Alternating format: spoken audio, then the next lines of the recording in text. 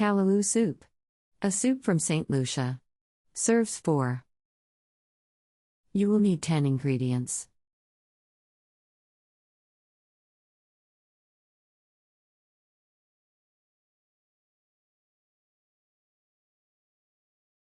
Step 1. Rinse callaloo in a large pot of cold water. Discard the water, then add enough cold water to cover the callaloo.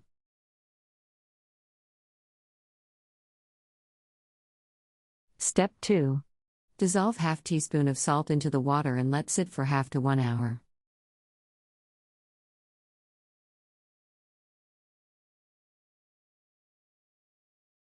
Step 3.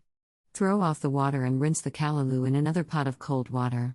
Remove the callaloo and chop in 3/4 inch pieces in a slanted motion. Step 4.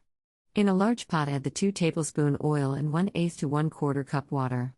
Put 4 cups of firmly packed chopped callaloo on top. Add the remaining seasonings on top of the callaloo. Put a lid on the pot. Place on a medium flame and cook for roughly 10 minutes or until pieces of the callaloo stalks are tender. The callaloo must stay green.